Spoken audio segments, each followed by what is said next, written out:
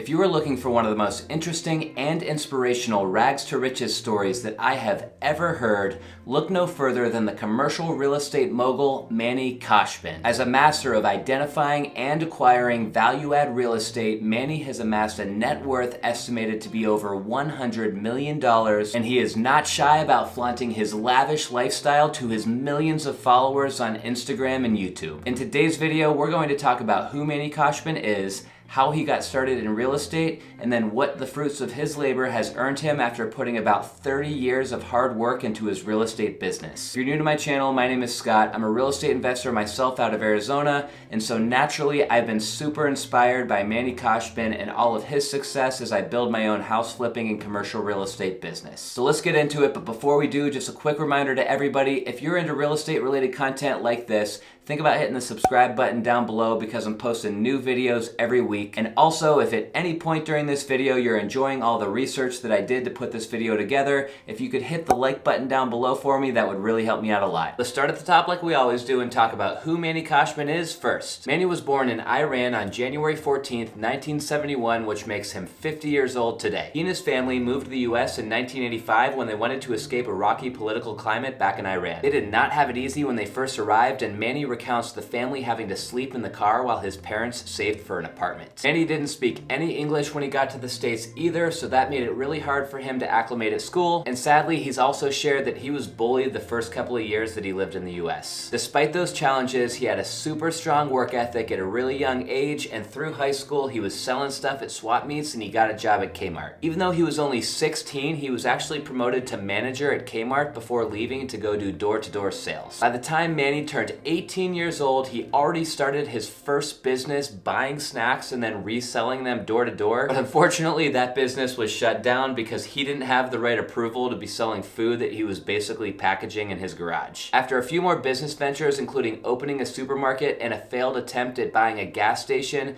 Manny decided to shift all of his focus to real estate. He got his real estate license and he ended up flipping his first home at the age of 25. By the way, that happens to be the same age that I did my first real estate deal, so I'd like to think that I will follow in Manny's footsteps one day.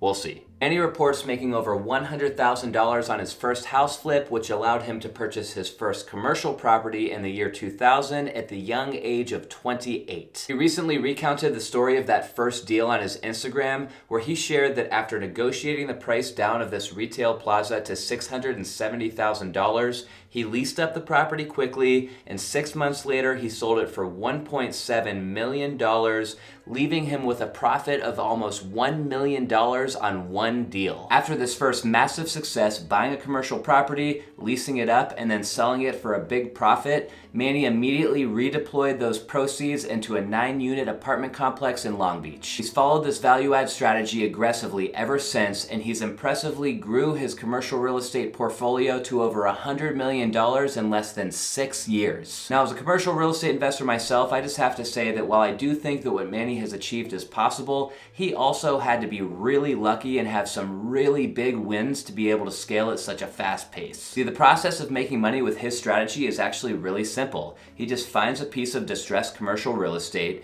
he fixes it up, he leases it out to some good tenants on a long-term lease, and then he sells it for a big profit. After that, he takes those profits and he redeploys them, trading up to a larger property every time. But the typical time frame to do this value-add strategy in commercial real estate from when you buy it to when you sell it is usually about 5 years. So even though I have no doubt that Manny worked super hard and he stayed really disciplined and he just bought really good properties, it's still really impressive that he was able to scale up so fast. But anyways, Manny continues to pursue these large value-add opportunities to this day, and according to his website khoshbinco.com, he is personally involved in all acquisitions, dispositions, and ongoing management. If you look at some of the properties he currently has for lease on his website, you quickly learn that he has found himself in the upper echelon of commercial real estate. He owns Class A buildings in Class A locations like Huntington Beach and Newport Beach, and because of that, he can charge top dollar for rents. When you own real estate like this and you find strong tenants to occupy the space, you are faced with two options. The first is that you can just hold on to the property and collect the cash flow every month. And based on the rents that he's advertising on his website, it's not unlikely that he's making $50,000 or more per month per property. But the second option is that if you stabilize the property with a new tenant in place after it's been fixed up really nice,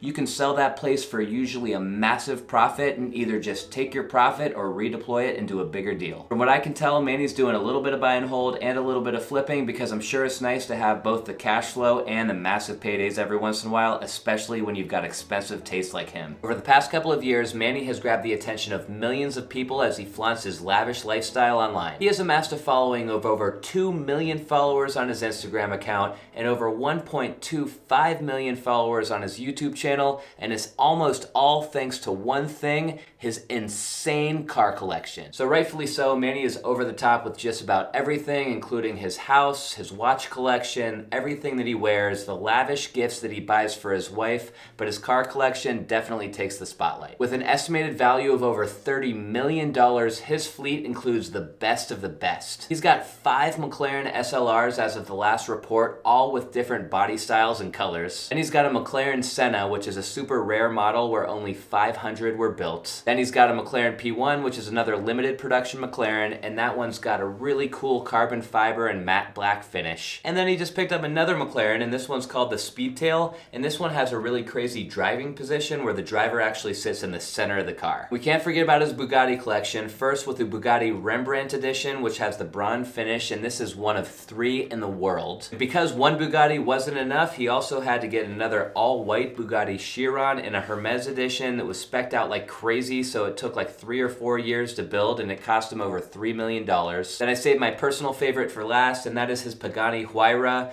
This one was also designed by Hermes. It's got a beautiful finish package and a ton of power, and this car is valued at over $7 million.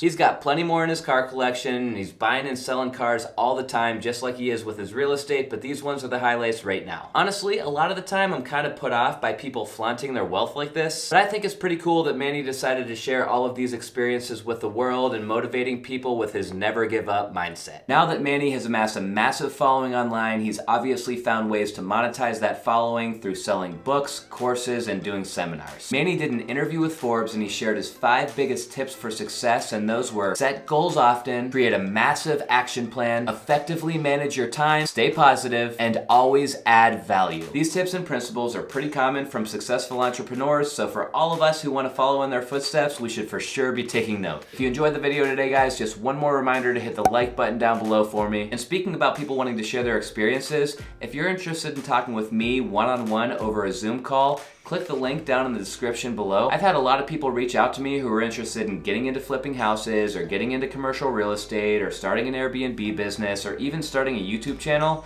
so I figured I'd open up some windows to talk with you guys in case you're interested. I really appreciate you watching today. This was a fun one for me for sure, but that's all I've got for you guys this time, so until next time, see ya!